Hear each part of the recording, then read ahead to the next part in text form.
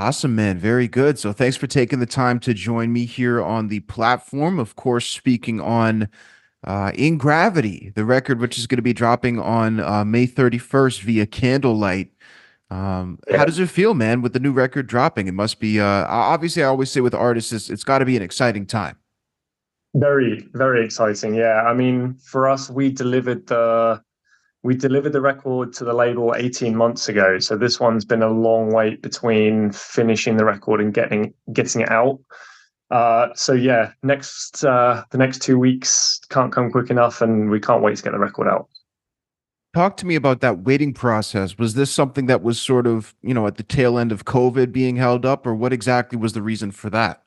Yeah, so there's a little bit of a hangover from COVID with vinyl production still. Right. So yeah, we had a little bit of a delay because of that still. The vinyl pressing plant that we have in Europe through the label was still running just over a year in production. So it's been a while. We also waited a little bit because after we delivered the record, um, the label wanted to get Scott Kennedy involved for the guest vocal part on the title track. So we had to wait for him to finish tour, and he was able to finish his US tour with Bleed from Within and get us that part over. Very cool. I mean, that was definitely worth it. Speaking on the physical releases, of course, the vinyl, have you guys found that that's still very much essential to your overall rollout and that the physical albums are still sort of doing numbers with you guys' audience? More so than our previous record, vinyl has overtaken the CDs. So on the Wow. pre-orders side, from what I'm shipping out personally, I'm shipping out way more vinyls than CDs this time. That's very cool. So it's still a pretty essential part because I mean, I know some artists don't even make physical media anymore. Yeah, yeah, and I can understand why. I mean, it's definitely overall, since we did our first two records, there's definitely been a drop in the overall sales of physical. We see a lot more people just streaming and watching the videos and stuff on YouTube. But yeah, no, we still sell a decent amount of vinyls, which is nice. When you're listening to music yourself, what's your go-to? Are you a vinyl Yeah, guy, a CD guy? yeah, yeah. Mostly a vinyl guy. I try and pick up the prettiest, nicest colored vinyl I can get, and yeah, I like to listen to records from start to finish. So when a record comes out, I tend to try and to get the biggest, best vinyl set I can get. When you look back at your early influences in music or maybe the early impact that it had, are there any album covers that, on vinyl especially really stood out to you that really made an impact? In terms of the artwork, Yeah. Seventh Son, Iron Maiden Okay.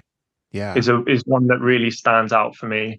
The other one would be Killing the Dragon by Dio. Mm. Um, and that's a record now that I share with my son, and he loves the artwork on that vinyl as well. So yeah, just in terms of the artwork, not like music aside, yeah, those Yeah. two records are big ones for me. Very cool. Now, you also spoke on the collab, of course, with Scott Kennedy. Who exactly was the first person to bring up the collaboration? Was it the record label? Yeah, it was. So we had the whole part in mind quite early on, and I wanted a particular sound for that guest vocal part. It had to be that kind of modern, more guttural vocal there, kind of to contrast Dan, who's quite um, in this particular song sings quite cleanly through the rest of it. Um, we used a guy local to us, so there's a band in Norwich, UK called Collapse the Sky, and he had the voice that I was going for on the disc. He's a good friend of mine, so he came in to where we were recording. He'd written a part for he'd written the lyrics for that part. I'd given him a demo. He was able to write a part, come in, record it all. We actually have a recording mixed and mastered by Jens Bogren with him on it. He sounded amazing. He sounded really great. We were really happy. When we delivered it to the label, they also loved it, but they wanted Scott for that part then. Right. And Scott sings in a very similar way to Lee. So they heard the part and they thought instantly, we've got to get Scott Kennedy to do this part. So yeah, we were happy to do that and wait a bit longer to get him to finish his tour, like I said before. And he was able to record that part himself and send it over, and Jens mix mastered it in pretty quickly after that. Is it a challenge to sort of handle the collabs that you guys want to do while also hitting the marks for the labels? Because, for example, you guys were going to do it one way, and then the label figured, for the rollout, their way would be the best. Is it hard to sort of cross that, the inspiration that you have with as well, hitting those marks? This time, no, because I think the goal was the same. I mean, obviously, I didn't know Scott from Bleed from Within, but our label manager did. So we wanted the same kind of sound. We wanted the same part. Lee's contribution was amazing, and we're incredibly grateful for his written lyrics, and he basically wrote that part. So he's got his credits in the album, and we're extremely thankful for that. Obviously, the label, there's a business move in there as well. Having Scott in there as a name attached to it, and bringing some Bleed from Within fans is going to be no hard thing for us. So it's a smart move, and it sounds great. So no, there was no massive challenges there. And Bradley Hall was actually our contribution. The label actually wanted someone else, and we weren't able to put that together. So we'd been speaking to Bradley already. He was able to do it really quickly. He did an amazing job, and the shred on So Below that he contributed, it was outstanding. So yeah, we were happy to have him on. Talk to me a little bit about Jens Borgen, of course, mixing and mastering this record. Obviously, somebody with a massive amount of experience across, many different types of metal and genres in general. What did you guys take away from your work with him? Um, Maybe less is more Hmm. approach that he has. So we'd produced the record ourselves. Essentially, we'd got it all written. We recorded it ourselves, and um, when we recorded it, we recorded layers and layers and layers of guitar work and harmonies and vocal harmonies, and we really went to town, kind of in the mind that he'd done Devin Townsend, and he was going to be no stranger to all of this, you know, layered, clever harmony, melodic, ideas that we could throw at him. So we gave him loads of tracks, and when we got it back, he'd stripped it right back. He'd taken loads of layers out, and I actually think the record benefits from it in certain aspects. It brings it back to being, I guess, more of a heavy record. And yeah, stripping a few of those bits back have just tidied it up and cleaned it up in a way that makes it sound really upfront and modern. And yeah, some of the bits maybe would have sounded a bit more traditional heavy metal, even with those extra layers. So yeah, sometimes less is more. Yeah, that's interesting too, because I mean, listening to the project, the early stream, it really does sound like it crosses a bunch of different, genres and eras of metal as well. Like it doesn't necessarily sound like one specific time period, even while sounding modern. And then it also doesn't even necessarily sound regional. I feel like bands from certain areas have a certain kind of sound. And I feel like you guys really sort of hit all those different sounds within this project. I mean, is that something that's conscious or does it just sort of end up happening? No, it's definitely not a conscious thing. You know, we've always been influenced and we've always loved a huge variety of music. To be honest, the I would say the biggest influence on the sound of this record being different. One, we were trying to modernize. We were trying to, make sure that we weren't pigeonholed into you have to be a straight out thrash band and you can't do anything else. And so we wanted to modernize. We down tuned for the first time. All of our old records are in standard, but bringing Dan on board as the vocalist, he's got a great ear for music. He's got other inspirations outside of our main ones. He's really into Caligula's Horse and some modern, more proggy, Tesseract and bands like that. Um, which we all love as well, but we may not have drawn on it in quite the same way he did. So yeah, I would say more bringing Dan in and trying to modernize it just came out the way it did, and we're really happy with it. Talk to me maybe a little bit about the thrash metal sort of label that gets thrown around. It is sort of breaking out of that box, something that's really important to you guys, and maybe speak a little bit more on your experience with that.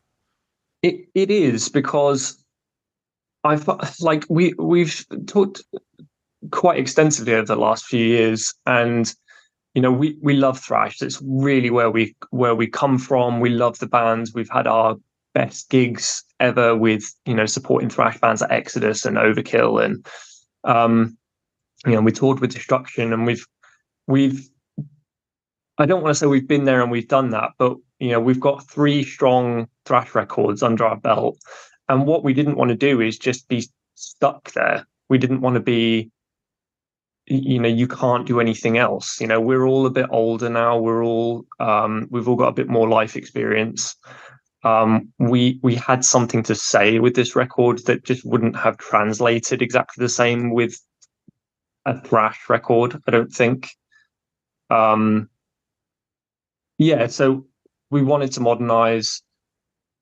I also think thrash is a little bit of it's a little toxic at the minute, I think, in terms of people want you to be old school and be as good as you know the older bands and the big four and this, but you also are never ever going to be held in the same regard as those bands. So you can kind of do the best you can do, doing something that's already been done, if that makes sense. So Yeah. it's some bands can do it and they can push it in a new way. We felt like we'd already done that on Raise on Decay, if I'm honest, and Palace was stripping it back to the bit more straight out old school thrash.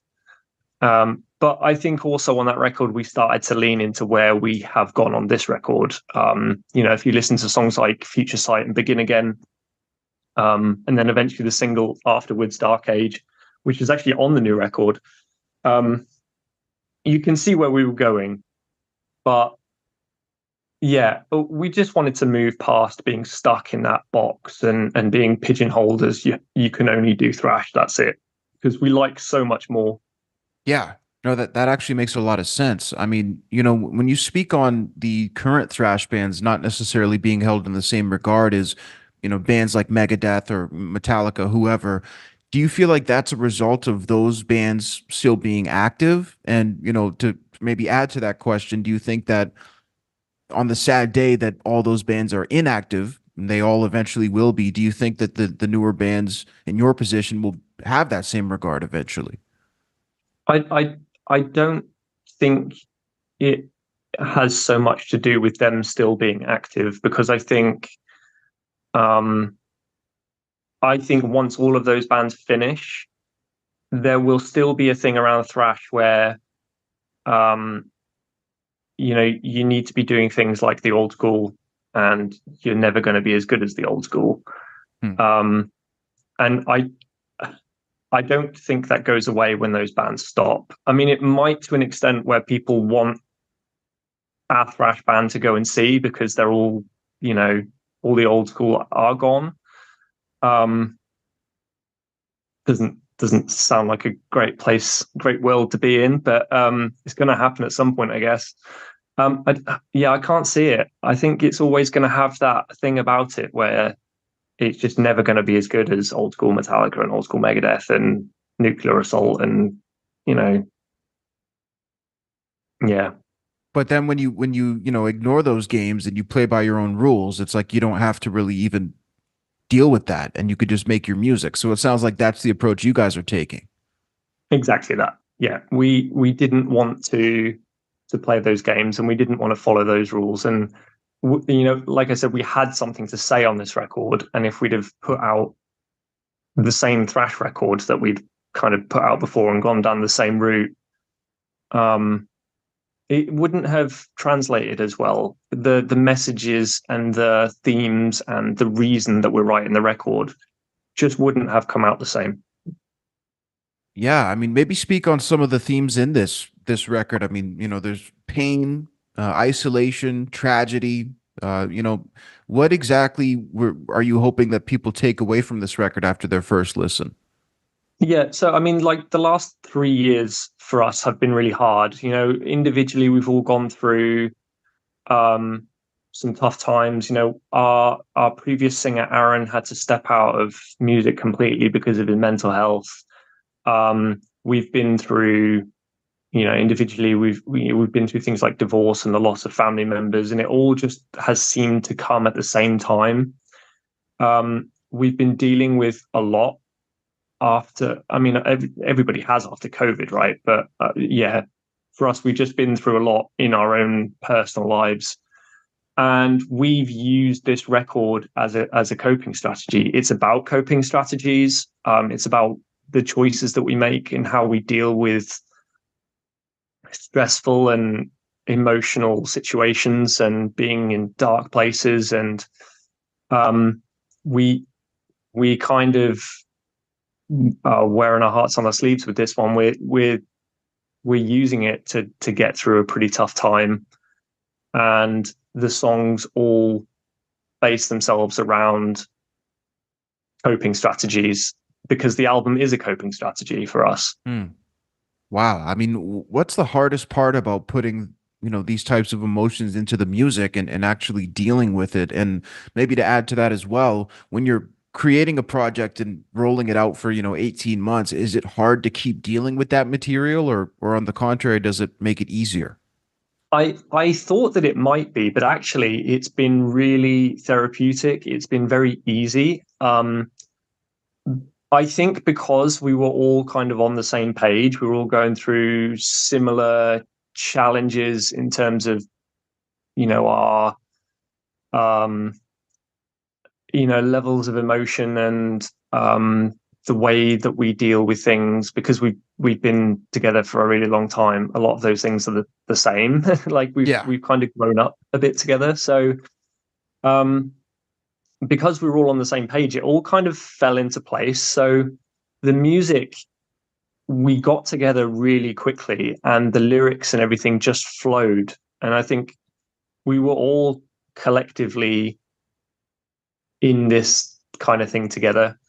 And it's really surprising because we're all we don't live in the same town. We're spread out around the country. We don't get to meet up and rehearse and stuff as much as we'd like to, and writing was difficult and challenging, and doing a lot of stuff online the way things are now. um it's amazing that everything fell into place as quickly as it did, but it was actually incredibly easy. And since we finished it, it's been nice to re-listen to the record. There's not many things that we would change. It's still quite therapeutic to listen to, and yeah, it just hits differently, this record, than our old stuff. Yeah, and I can imagine you guys felt that throughout the process, not Mm. only just listening after as well. The record is going to be dropping on May 31st via Candlelight. It is called In Gravity. If everybody wants to go check it out, and I'm sure they will, you can hit the links in the description down below. Go connect with the guys and let them know that you saw this interview right here on the platform. And Chris, I really appreciate you taking the time, man. Congratulations. It's a great record, and I know people are really Thank going you, to man. enjoy it. Thanks, man, and I appreciate the question.